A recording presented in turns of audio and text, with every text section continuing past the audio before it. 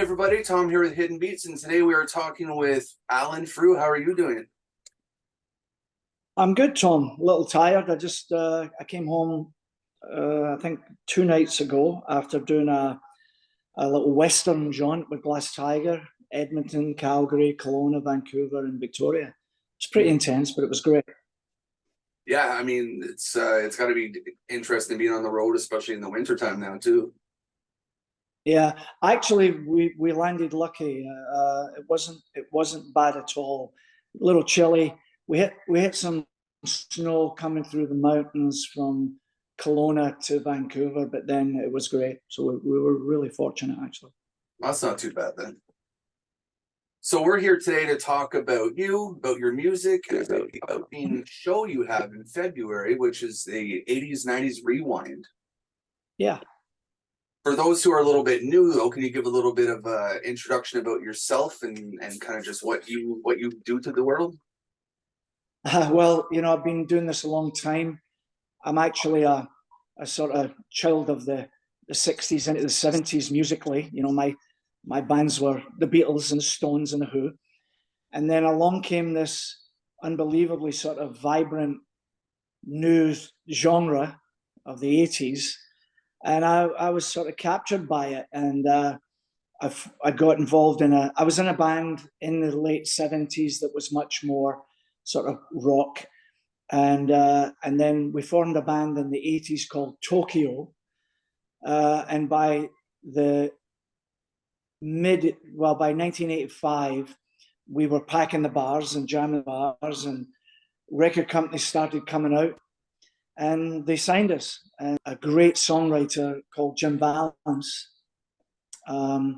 who's a lot of people think they don't know him, but they really do know him because he's a songwriting partner of Bryan Adams.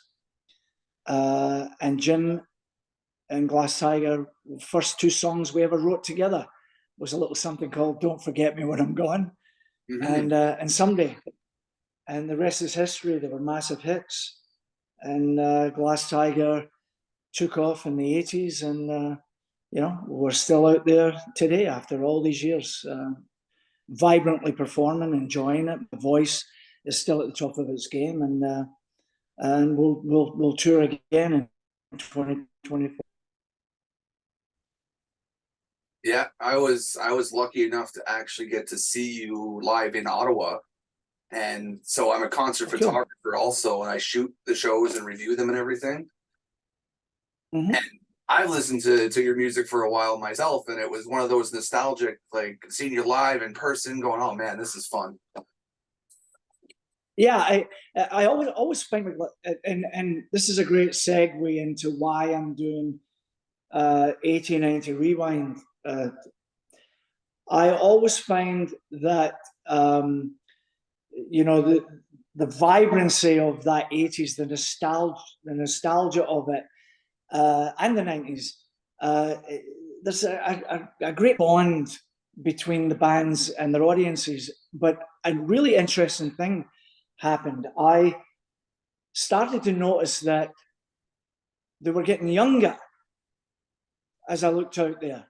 And so I would say to the audience, with a show of hands, how many of you have seen us before? Mm-hmm. And I found that only maybe a third of the audience, not even half the audience, put their hands up. And then I would say, okay, those of you that raised your hands, how many saw us in 1986? And boom, it would go way down. Yeah. And so it dawned on me, Tom, pretty quickly that this is a whole new generation or two out there. I just did an interview prior to this one, and the young girl interviewing me was 25.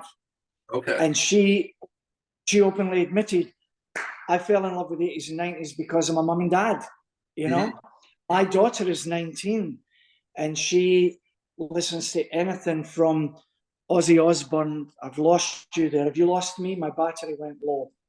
No, it's good on my side. Okay, I'm just going to plug in. Okay. So my daughter is 19, and she listens to anything from Ozzy Osbourne to Culture Club to REM. Mm-hmm. So that inspired me to take a stab at doing an album. And I did an album in, I forget now, probably around 2015. And even though I look back on it now, compared to my band today, I find it a little tame. It was my first stab at it. I recorded it in Nashville. I nailed it on a couple. I hit the goalpost on a few. But it was my first taste of saying to a new audience, here are these great songs, and I'll try and present them as close to the original as possible without taking you on some wacky journey, where I jazz it up or whatever. And people responded to it really positively. Cut to the chase, I put this band together, and I've done a lot of corporate stuff, and now it's time. Live Nation and my agent and everybody's saying, why don't we see if we can do a full-blown concert? I said, okay. And so on February 17th, I'm going to bring this killer band out, and hopefully fans of the 80s and 90s and this new following of 25 and 30-year-olds will come out, and it's just going to be a killer night song, a killer night of classic hit songs performed as you would expect them to be performed, and just have a nostalgic evening together. That's it. How did you decide what songs you were going to put together for the concert? Like, there's so many great ones out there. I know.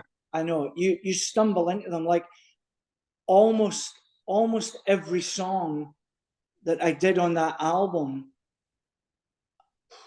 I don't know if I'm doing any of them. Because there's so many great songs and they turn over so quickly. So now I've elevated. I do The Cure, The Cult, REM, Pearl Jam, In Excess, Midnight Oil. I do John Waite, Missing You. So that was on the album. So there's just so many to choose from. But those bands that I just mentioned, Tears for Fears, Simple Minds, and all the other ones, I do classic songs by them. Yeah, I was born in '84, so I grew up listening to things like that. So when I saw this one come across my emails, I went, "Oh, that sounds like a really fun night." I'm actually hoping to try to get out there myself to check it out. I'd love that. I hope you make it.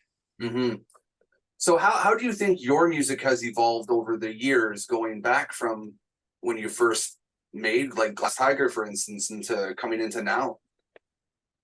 Well, we're not living under any illusion. We realize that we are a nostalgic band now. We survive on a legacy of great music. We get that. We have written things, like I've written a couple of things in particular that I put out there that, had it been a different time, a different way of getting your music out there, I have no doubt they would have been hits. Like we have a song called This Is Your Life that I believe is as good as anything Glass Tiger's ever done. But of course, music is so here today, gone tomorrow. It's so youth driven that a band like Glass Tiger or Bryan Adams, Tom Cochrane, you ain't turning the radio on anymore to hear that. And when you go to the Spotify's of the world, it's all youth driven, and we understand that, and we don't fight against it. So when we put a new thing out, a new song out, we again understand that primarily it'll just be our core fans that are really getting behind it. Is it a shame? Yeah, it is. It's a shame that formats don't want to encourage nostalgia, but it's the way it is. And but Glass Tiger will continue to write, will continue to put music out for the love of it and for those who love to hear it. That's it. Yeah, I mean, it makes sense. Do something for the ones that love it at very least. Absolutely. You have to. Now, is there some fun fan interactions you've had over the years that kind of stand out amongst others? Did you say fan interactions or just Yeah, in general? well, fans mostly I, like, are coming up to you. well, I'll tell you. One of the most brilliant nostalgic moments of my life was that I grew up. Uh, uh, I grew up with the Beatles. The Beatles were everything to me, and when I reached the status that I reached, I got invited to a press conference with Paul McCartney, and then, unbeknownst to me, as a surprise, they invited me backstage, back in the office back, to meet him, and talking to myself all the way down that hallway. Paul, thank you for my life, Paul. You're the greatest, Paul. Paul. Trying the door to take me into the back room. He happened to be the first person there, but his back was to me. He didn't know I'd entered the room. And the record rep looked over Paul's shoulder and could see that I'd entered the room. And so he said, "Oh, Paul, here's Alan that I was telling you about." And as Paul McCartney turned around and put his hand out to shake my hand, he actually went, "Don't forget me when I..." Nice. And it just blew my mind. But what it dawned on me that even at that level, when we were in the charts, when we were like number one and number two of the big charts, everybody's watching to see who's in what position. Janet Jackson, Madonna. So they would all know, "Don't forget me when I'm gone." Of course. Just like I knew what new song they had out, So, but it was an incredibly nostalgic moment. As for fans, I would just say that, a couple of things come to mind. Like, it never grows old being on stage, watching people sing every word of your song. Mm-hmm. It truly is an incredible feeling where, I could stop singing and they're singing it. Yeah. I'll take that with me to the end. And just in general, I went through that whole flippers and screaming girls and all that stuff, which wears off pretty quickly. And now the relationship with fans, where you're just sitting chatting and they're telling you how much your music meant to them, or still means to them. I would say that's probably as classy and as important as it could get. I mean, I know for me, when I was at the show, I'm snapping pictures and singing along to the songs just the whole time too. I was just having that good of a time with it. Yeah, and that's what it's all about. I mean, I realize that most of the Glass Tiger stuff, especially a song like "Don't Forget Me When I'm Gone," you ain't curing cancer, and you're not inventing the wheel. It's 2.5 to 3 minutes of singing along and tapping your foot. And I always knew that if people were caught in a traffic jam and they were grumpy because the cars weren't moving, but "Don't Forget Me When I'm Gone" came on and it brightened their day for 3 minutes, I was okay with that. And that's the beauty of it. It was simply something to just make you forget and be happy for a second. Exactly. I mean, I've written, since then I've written, I think, some meaningful songs with, deeper lyrics and hopefully touching people, a bit of sadness, a bit, pain and sorrow that we all go through in life. But generally speaking, the 80s and especially the early 90s were filled with the idea of, let's just turn the music up a little bit and, forget the bullshit and just enjoy ourselves. Mm-hmm. What would be some advice that you give to artists that are coming up now? I mean, you've been around some of the probably more difficult things in the world. I've crossed paths recently, actually. Well, I've written with younger musicians, I've had them in my home, in my studio. And I've crossed paths with young musicians in various events that I've been part of. And it troubles me when they talk about how fleeting it is, how here today, gone tomorrow it is for them, that they don't have the avenues that I had. You know, they don't have the bar scene where people can come and they can grow as an artist. And you know, you play on a Monday night to 5 people, and Tuesday 25 people, and Wednesday 55, and by Friday night it's jammed, and you're growing as an artist. Now they're slapping something on TikTok and the various online formats, and it could just be gone in the blink of an eye. The only thing I can tell them is that regardless if it's, you know, 30 seconds on TikTok or 30 minutes online or 2 hours on a stage, you have to have the songs. You have to be able to deliver them. You have to have the talent behind it, because you'll eventually get found out. Now, if someone slaps something, you know, kind of goofy on 80 million views and they end up making a few dollars, then good luck to them. I'm happy for them. But eventually you will get found out if you don't have the talent to back it up. And so I still try and implore them to find that song, that great song, and be able to deliver it the way that the audience expects it. What goes on with record companies and publishers these days, I have no idea. I know they want kids. They call it